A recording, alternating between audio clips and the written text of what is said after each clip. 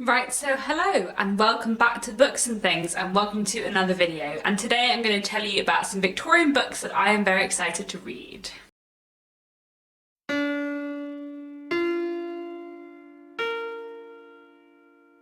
So this is a bit of a long-term Victorian Literature TBR. I made a long-term Victorian Literature TBR video quite a few years ago talking about lots of Victorian books that I wanted to read, and there are some of them that I haven't managed to get to yet which are on this list again, and there are some more books that are on this list that I'm really excited to read. So I have 24 books on this list plus 2 authors that I want to read more books by in general, and I'm not necessarily intending to get through all of these books in 2022, but I would like to try and read them all in 2022 and 2023. Across the 2 years, I think I should manage to get to most of these books. I'm really excited for all of them, and I thought I would just tell you a bit about them today. I will say that there's quite a lot of these books where I don't know very much about them. In general, when you're looking up things about Victorian books, it is quite hard to avoid spoilers for them. So when I go into reading a Victorian book for the first time, I quite like to not know anything about it. So quite a lot of these books, I don't have that much to tell you about them, but I'm excited to read them, so I thought I would let you know what those books are today. So we'll start off with the 2 authors who in general I just want to read a lot more by. The first is Anthony Trollope, who is one of my favourite Victorian writers. I love his work a lot. I have read 27 out of his 47 novels.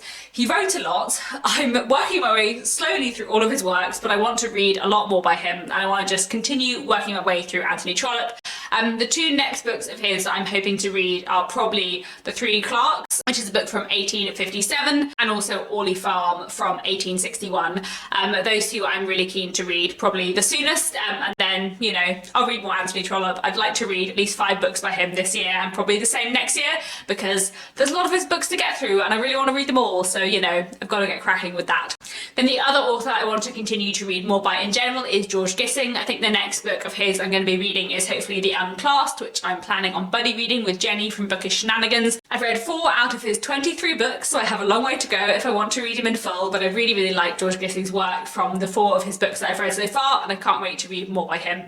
He writes really interestingly about kind of class and like urban life. His books tend to be a little bit miserable, but they are also fantastic, so very excited to read more by him in the future. And now I have some individual books that are on my long-term Victorian Literature TBR. Most of these are novels. I'll put the novels in sort of alphabetical order by author, but then at the end I do have a few Victorian books that are in other formats and aren't novels, which I will talk about a bit later. So I'd really like to read The Roar of the Sea by Sabine Baring-Gould. This is a novel from 1892. I don't know that much about what it's about, but Kate Howe recently read it and absolutely loved it. And Kate Howe, if you don't watch her videos, you absolutely should. She has excellent taste in Victorian literature, and I very much trust her recommendations. I had never heard of The Roar of the Sea before, but she read it, I think, in September or October last year and just absolutely adored it, so I am now very keen to read it. It sounds like one of those really wonderful, slightly forgotten Victorian classics, so I'm very excited to get to that one. Then next I have Clara Vaughan by R.D. Blackmore from 1864. This is one of those books that was on my last long-term Victorian Literature TBR that I haven't managed to read yet, partly because it is very long. This is a sensation novel, and I believe it features a female detective, and I sort of don't know that much more about it than that. I think maybe the main character, Clara Vaughan, is investigating her father's murder, but I'm not completely certain if that's right. I've read one other book by R.D. Blackmore, Lorna Doone, which I read nearly 15 years ago, but I really enjoyed at the time, so I'm very keen to finally read something else by him, and hopefully it will be Clara Vaughan fairly soon. Next up I have Aurora Floyd by Mary Elizabeth Braddon. I'm actually reading this at the moment, so hopefully I'll be ticking off one thing from this list very soon. This is a sensation novel from 1863, which follows a young woman called Aurora Floyd who has some kind of mystery in her past. So far I'm enjoying this a lot, so I will let you know my thoughts on this in my January wrap up at the end of the month. Next I have Cometh Up as a Flower by Rhoda Broughton. This is another sensation novel and one from 1867. I've read a collection of short stories by Rhoda Broughton before, Twilight Stories or Tales for Christmas Eve, which I quite enjoyed, but I haven't read any of her novels before. She was very popular during the Victorian period, but has been really forgotten about since. And Cometh Up as a Flower seems to be her like most well-known novel, I suppose. I don't know very much about it apart from that it's a sensation novel, but hopefully it'll be an interesting read. Next I have What Will He Do With It by Edward Bulwer-Lytton. This is a novel from 1858. I don't know very much about this novel either, but Edward Bulwer-Lytton was incredibly popular during the Victorian period. He's another one of those authors that was celebrated during the Victorian period, really popular, sold really well, has been very forgotten about since. I quite like the title of this one because I think it's kind of interesting, but I don't know what it refers to, and you know, I guess I'll find out. I've been meaning to read something by Edward Bulwer-Lytton for ages because he was such a Victorian bestseller, but I haven't got around to it yet, so hopefully 2022 will be the year. Then next I have Erawan by Samuel Butler. This is a utopian novel from 1872. I don't know too much about it except that it is set in some kind of utopian alternative world, and the title is Nowhere Backwards. And I think this will be probably one of those books that is quite interesting both in terms of the world it creates but also into the way that that world like critiques Victorian society. So I think this should be a really interesting read, one I've been meaning to read for a very long time, so definitely one I'd like to try and get to soon. And next up I have two novels by Wilkie Collins.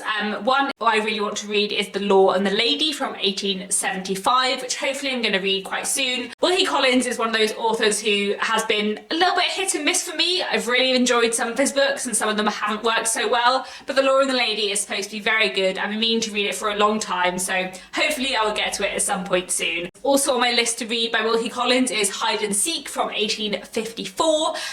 This one I'm hoping to enjoy. The main thing I know about Hide and Seek is that one of the main protagonists is deaf, which I think should be fairly interesting. And in general, I just want to read more by Wilkie Collins because although I do find his books a little bit hit or miss, when he's good, he's really good, and I do love his writing. So I'm hopeful that both Hide and Seek and The Law and the Lady will be slightly more successful Wilkie Collins books for me. Next I have A Noble Life by Dinah Mullock-Craik. This is a novel from 1866. I don't know too much about this, but I've read two books by Dinah Mullock-Craik before, Olive and John Halifax Gentleman, both of which I really loved. I do know that the main character of A Noble Life is a man who has a disability, and in general I'm really interested in the kind of depiction of disabled characters and the exploration of disability within Victorian literature. So I think that should be a really interesting element of A Noble Life. It's something that Dinah Mullock-Craik writes about in quite a lot of her books. In November I read this really wonderful non-fiction book, Plotting Disability in the 19th Century Novel by Claire Walker Gore, which I loved. And there are a few chapters in this that I had to skip because they talked about books that I hadn't read yet. One of which was actually about The Law and the Lady, and another of which was about A Noble Life. So once I've read A Noble Life, I will go back to and read that chapter in this book, which talked about that. I really enjoyed that non-fiction book, and I thought it was really, really interesting, so I'm really keen to kind of read all the books that Claire Walker Gore looks at in that. And also Olive by Dinah Mullock-Craik is one of my favourite Victorian books of all time, so I just want to read more by her because she is fantastic. Also on my list is Consingby by Benjamin Disraeli. This is a novel from 1844. I've read one of Disraeli's books before, Sybil or The Two Nations, which I quite enjoyed, but it was quite a long time ago now. I would like to read more by him. In general, I just find Benjamin Disraeli a really interesting historical figure. I enjoy the fact very much that he was both a novelist and the Prime Minister, as you know, just happens sometimes when you're a Victorian. So I really want to read more by him, and Consingby is his other most famous book, so hopefully I'll get to that some point soon.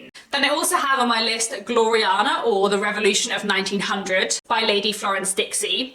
This is a novel from 1892 that I've heard really strongly recommended by Claudia from Spencer's Library. I'll link her channel down below. And this book obviously is called The Revolution of 1900 but was written in 1892, and it's all about this fictional feminist revolution in 1900 and then what happens when society is drastically changed. So that sounds like a fantastic read, definitely one I'm excited to get to soon. I also have on my list The Mystery of Klumber by Sir Arthur Conan Doyle. This is a mystery novel from 1888, and it's one of Sir Arthur Conan Doyle's mysteries which is not about Sherlock Holmes, which I think should be really interesting. I've been meaning to read more by him for ages because I've only read the Sherlock Holmes books plus The Lost World, so I would like to read some of his other mysteries, and I think The Mystery of Klumber sounds like a really interesting one to get started with. I also have on my list The Semi-Attached Couple by Emily Eden. This is a novel from 1860. I've read one other book by her, The Semi-Detached House, which I quite enjoyed, and I really like the title of The Semi-Attached Semiattached Couple. So hopefully this will be an interesting read, and I think this is a fairly short one, so hopefully one I can get to soon. Then I also have on my list Marion Withers by Geraldine Dewsbury. This is a novel from 1851, and I believe that it is an industrial novel. It looks quite a lot at like industry and factories at the time.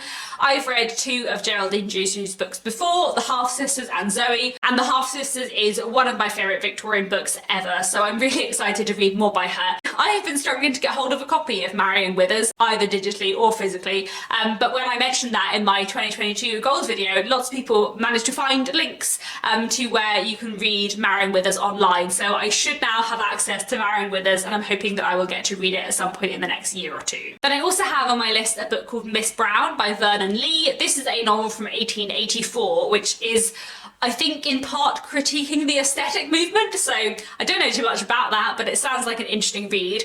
This was originally recommended to me by Ollie Bliss from Bookdraw. He hasn't made videos for quite a long time, but years ago he recommended Vernon Lee, and I've been really interested to read their books ever since, so very much looking forward to reading Miss Brown at some point in the next year or 2. Also on my list is The Ordeal of Richard Feverel, A History of Father and Son by George Meredith. This is a novel from 1859 and one that I'm really keen to read. I've read one of George Meredith's books before, The Egoist, which I read quite a few years ago, and it is probably the most difficult Victorian book I've ever read in terms of like the density of the language. It's very hard to read, but I loved it. Like the stuff that book had to say about gender and gender power dynamics in Victorian society was amazing, and I really want to read more by George Meredith. I've only read that book and some poetry of his. I think The Ordeal of Richard Feverel will probably be a tough read again, but I think it will be really rewarding, so at some point I really want to try and read some more George Meredith, and this is going to be my next one by him. Also on my list I have The Perpetual Curate by Margaret Oliphant. I love Margaret Oliphant, I think she's a wonderful Victorian writer. I've read lots of her books before, and I've also read quite a few books from her Carlingford Chronicles. This is a series she wrote of interconnected novels all set in the same town, and I have, I think, read books 1, 2, 3 and 5, and The Perpetual Curate is book 4, so I should probably read that to catch myself up before I read book 6 and finish the series. So definitely I would like to read The Perpetual Curate, and that is on my list for the next year or 2 as well. I also have on my list Jessie Phillips, A Tale of the Present Day by Frances Trollope. This is a novel from 1842. Frances Trollope was the mother of Anthony Trollope, and she was also a novelist. I've read 2 of her books before, The Widow Barnaby and Michael Armstrong Factory Boy, both of which I really enjoyed, and I really want to read some more by her. I don't know too much about Jessie Phillips, but I believe it is partly set in workhouses, so I think that should be really interesting, and hopefully another one I'll get to fairly soon. Then finally for the novels, I also have The Daisy Chain by Charlotte Mary Young. This is a novel from 1856, and this is another one that is mentioned in this book, Plotting Disability in the 19th Century Novel, so I would like to read The Daisy Chain and then read that chapter in this book. I've read one book by Charlotte Mary Young before. I read The Heir of Redcliffe a few months ago and quite enjoyed it, so I'm looking forward to reading more by her, and I think now that I have a clearer idea of what her books are like, I suppose, I think maybe I'll get on with The Daisy Chain a bit more. We'll see, but either way, I'm very excited to read it. That's it for the novels, but finally I also have on my list some other things that are novels, which I'm looking forward to reading in the next few years. So I have 2 things first that are by Charles Dickens, which I haven't read yet. If you don't know, Charles Dickens is my favourite author. I love his works a lot. I've read all his full-length novels, but there are still quite a few of his other works and short stories that I haven't read yet, which I really want to start sinking my teeth into because I love him so much as a writer. So one thing I want to read by him is George Silverman's Explanation. This is a kind of longer short story of his from 1868, which I haven't read yet. I don't know very much about it, but I love Dickens, so very much looking forward to that. And then I also really want to read Sketches by Boz. Now this is a slight cheat being in this video because it was published in 1836, which is the year before the Victorian period began, so it's not technically Victorian, but it's Dickens, so we're going to leave it in here. I love Dickens a lot, but I've never read Sketches by Boz. So Sketches by Boz is a kind of collection of essays and articles that were written by Dickens for various newspapers and journals in the 1830s, which are collected together into this thing called Sketches by Boz. I've been meaning to read it for so long, but I just haven't. So that is definitely something I want to read in 2022. I think me and Jenny from Bookish Shenanigans are going to try and buddy read it sometime, and I'm very, very excited to finally get to it. While I'm mentioning Jenny from Bookish Shenanigans, I have two other books on this list that she recommended to me, one of which is Keynotes by George Egerton. This is a short story collection from 1893, which I believe is part of the New Woman movement within British and Irish literature at this time. So I think that should be a really interesting read, and Jenny recommends it, so I'm excited to read it. And the other thing Jenny has been recommending me to read for ages, which to be fair has also just been on my TBR for a very long time, is London Labour and the London Poor by Henry Mayhew. This is a non-fiction work from 1851, which is all about kind of people living in poverty within London society at this point in time.